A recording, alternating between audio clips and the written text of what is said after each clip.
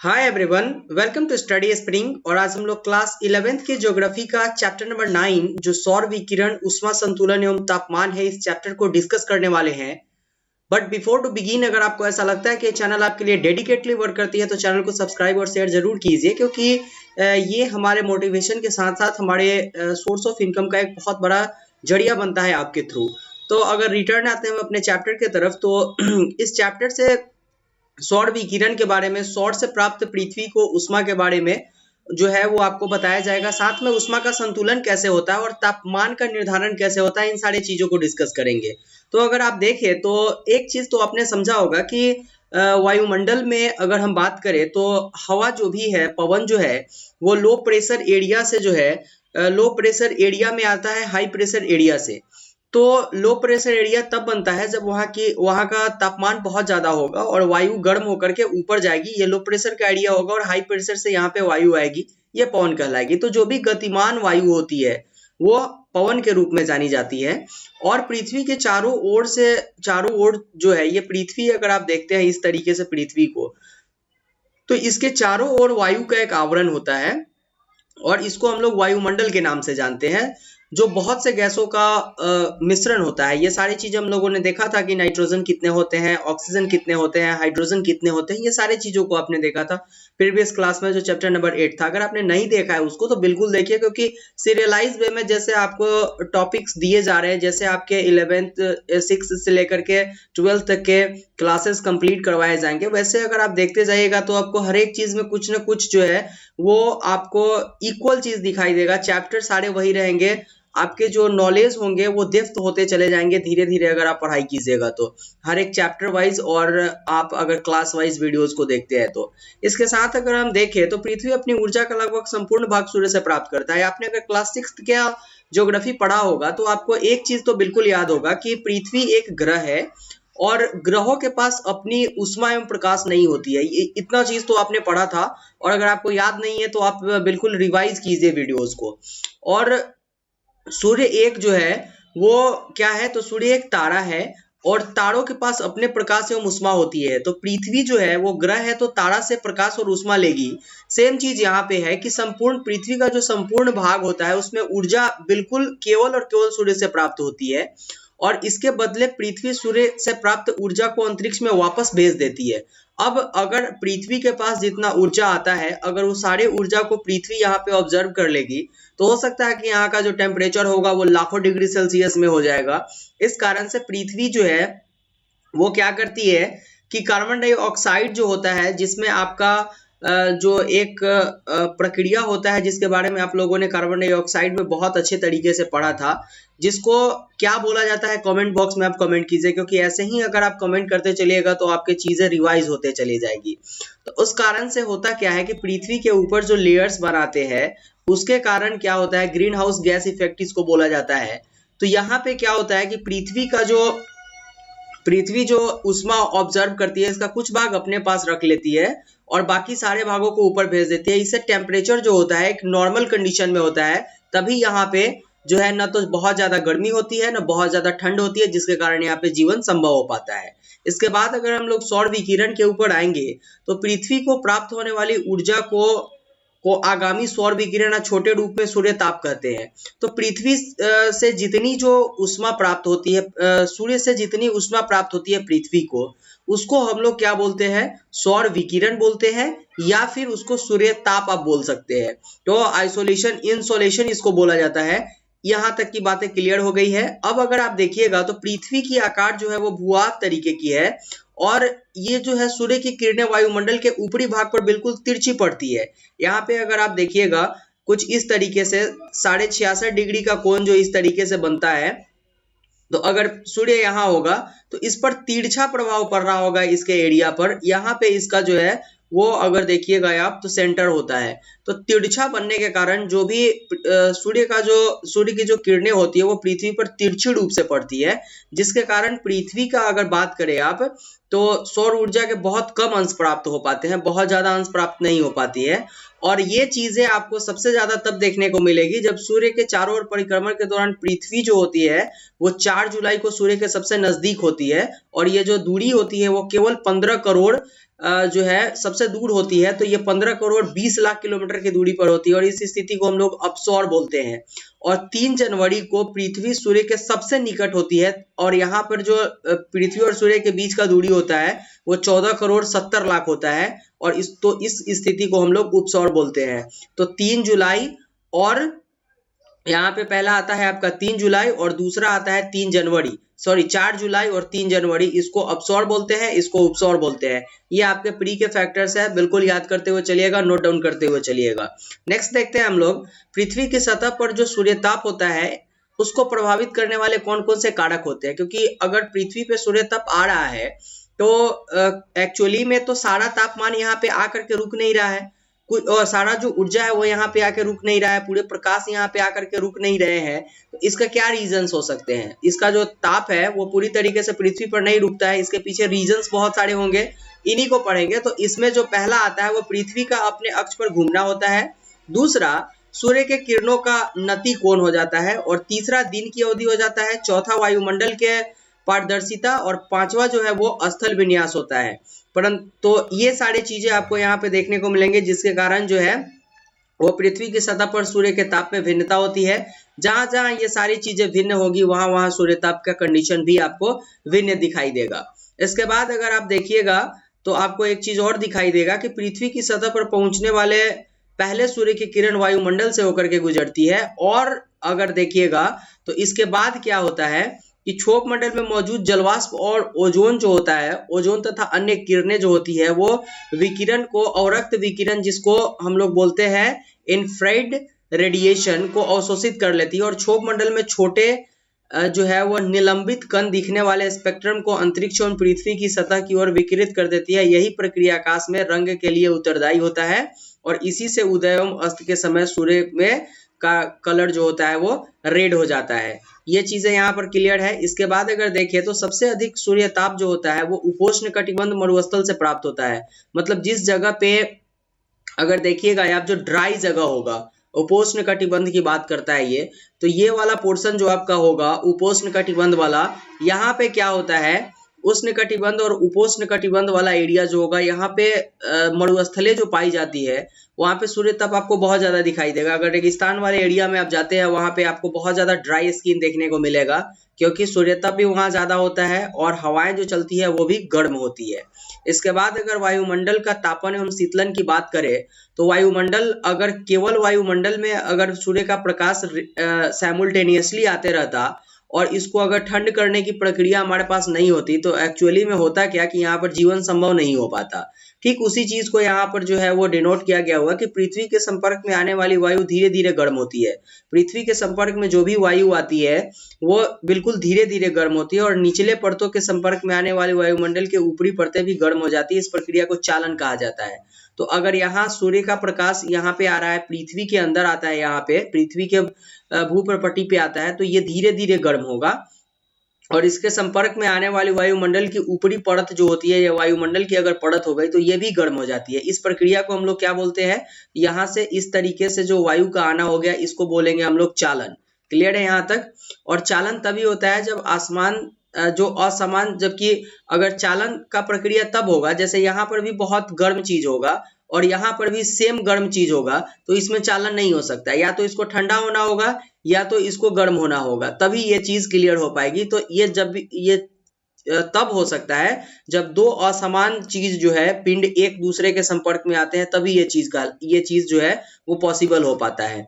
तो ये चीजें हो गई यहाँ पर। अब इसके बाद अगर देखें तो पृथ्वी के संपर्क में आई वायु गर्म होकर के धराव के रूप में लंबवत उठती है और वायुमंडल में ताप का संचालन करती है। वायुमंडल में लंबवत तापन की यह प्रक्रिया संवहन कहलाती है। तो चालन आपने देखा, संवहन अगर पृथ्वी पर पड़ी इस तरीके से और सीधे ऊपर उठ गई तो ये चालन कहलाएगी, और अगर तिरछा इस तरीके से उठेगी तो ये अभिवहन कहलाएगी। यहाँ तक की बातें क्लियर है। मध्य अक्षांशों में दैनिक मौसम में आने वाली विभिन्नताएं केवल अभिवहन के कारण होती है। तो जितने अक्षांश होते हैं, अगर मध्य अक्षांश की आप बात करें, यहाँ पर वाला जो एरिया होगा, तो यहाँ पर जितने मौसम में विभिन्नताएं होती है वे सारे जो होती है वो आपके अभिवहन के कारण होती है। न कि संवहन के कारण होती है। इसके बाद अगर पार्थिव विकिरण की बात करें तो पृथ्वी स्वयं गर्म होने के बाद एक विकिरण पिंड बन जाती है और वायुमंडल में दीर्घ तरंगों के रूप में ऊर्जा विकिरित करती है। यह ऊर्जा वायुमंडल को नीचे से गर्म करती है। इस प्रक्रिया को पार्थिव विकिरण कहा जाता है। तो पृथ्वी जब अपने ही पार्थिव विकिरण जो होगा, पृथ्वी जब अपने ही अपने ही प्रकाश को जब ऊपर क्या करती है कि ऊपर की तरफ विकिरित करती है, उस वक्त जो इसका वायुमंडल होता है खुद अपने आप गर्म हो जाता है। इसको क्या बोलते हैं हम लोग? पार्थिव विकिरण बोलते हैं।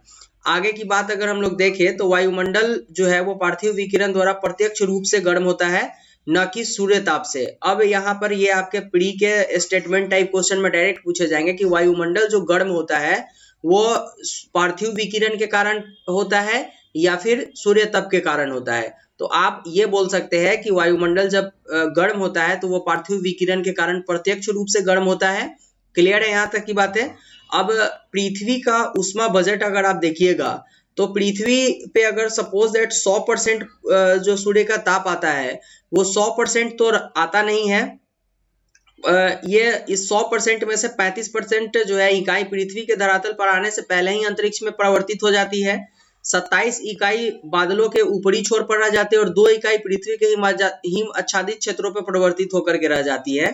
ये चीजें आपको दिखाई देगी और यही जो एरिया जो बचा हुआ जो भाग आपके पास आएगा, ये जो है सौर विकिरण की इस परावर्तित मात्रा को हम लोग क्या बोलते हैं? एल्बिडो कहते हैं। सूर्य की विकिरण जो ऊपर की तरफ जाती है इस तरीके के, जो सूर्य की तरफ से आई और सूर्य की तरफ बिल्कुल मुड़ करके ऊपर चली गई, ये जो जितने भी ये यहाँ पर आपके 100% में से 35% इकाई पृथ्वी के धरातल पर पहुंचने से पहले ऊपर चली जाती है, 27% बादल पर और 2% पृथ्वी की इकाई के हिमाच्छादित क्षेत्रों में ऊपर जो जाती है, ये सारे क्या होते हैं?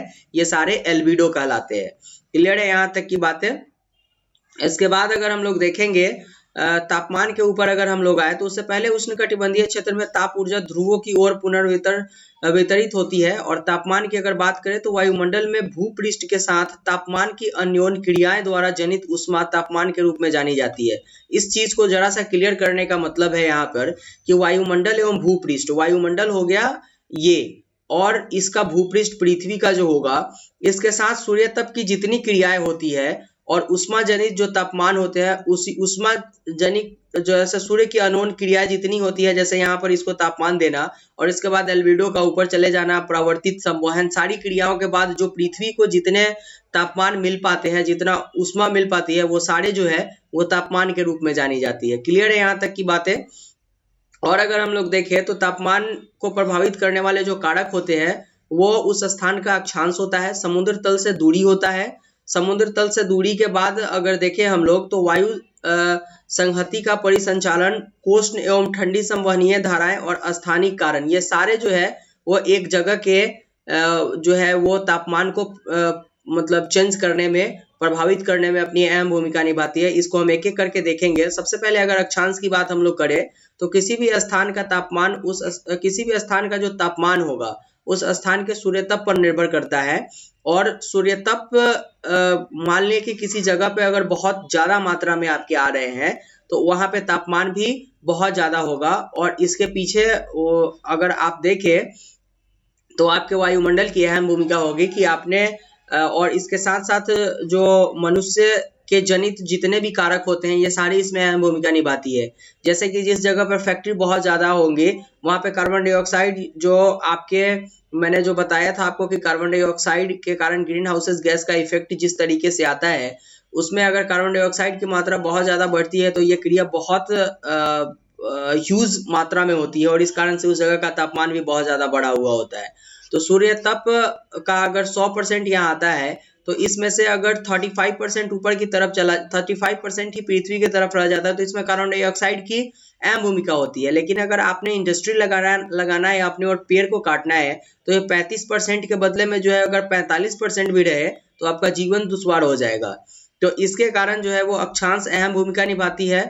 उत्तुंगता की बात करें तो वायुमंडल पार्थिव विकिरण द्वारा नीचे की परतों को गर्म करती है। पृथ्वी जो है अपने ही पार्थिव जो अपने द्वारा ऊष्मा विकिरित करती है, इससे अपने ही एरिया को गर्म करती है। यही कारण है कि समुद्र तल के पास वाले स्थानों पर तापमान अधिक होता है और ऊंचे भाग के बाद ऊंचाई की तरफ जैसे जैसे जाइएगा, जैसे कि यहाँ पर अगर पृथ्वी के अंदर ही आप इस लेयर में रह रहे हैं इतना दूर भर में, तो आपको तापमान बहुत ज्यादा दिखाई देगा। लेकिन अगर आप हिल स्टेशन की तरफ जाते हैं तो वहां पे आपको तापमान कम दिखाई देगा। क्लियर है यहाँ तक की बातें? इसके बाद अगर हम लोग देखें तो समुद्र तल से दूरी की तरफ अगर जाएंगे हम लोग, तो किसी भी स्थान के तापमान को प्रभावित करने वाला दूसरा कारक जो होता है उस स्थान की दूरी होता है। मानते हैं कि किसी स्थल की अपेक्षा जो है वो धीरे धीरे, अगर आप स्थल की बात कर रहे हो, सपोज दैट ये आपका एरिया हो गया, ये आपका हिल स्टेशन हो गया, तो ये जो स्थल है ना, और यहाँ अगर हिल स्टेशन के बदले में समुद्र होगा तो ये बहुत जल्दी गर्म होगा और ये जो है धीरे धीरे गर्म होगा और धीरे धीरे ठंडा होगा। तो इस कारण से भी क्या होता है कि समीर चला करती है, और ये जो आपके एरियाज बन करके आएंगे, तो पृथ्वी का एक बहुत बड़ा कैरेक्टर होता है कि ये क्या होता है कि स्थल की अपेक्षा समुद्र धीरे धीरे गर्म होता है और धीरे धीरे ठंडा होता है, लेकिन पृथ्वी जो है वो डायरेक्ट गर्म होती है और डायरेक्ट ठंडा होती है। इस कारण से समुद्र के पास वाला जो एरिया होगा, समुद्र के पास वाला जो एरिया होगा, वहां पे आपको दिन के समय में जो है वो आपको अगर देखिएगा तो टेम्परेचर आपको हाई दिखाई देगा, लेकिन वही आप समुद्र के बहुत नजदीक जाइएगा तो वहां पे आपको टेम्परेचर कम दिखाई देगा। इसलिए टूरिस्ट वहां जाते हैं।